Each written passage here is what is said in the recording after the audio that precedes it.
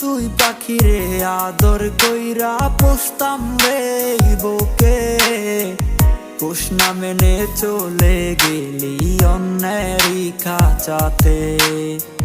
খাঁচার পাখি উইরা গেলে বাধা দিব না, যার মনেতে যারে চায় না জোর করে ও পায় না।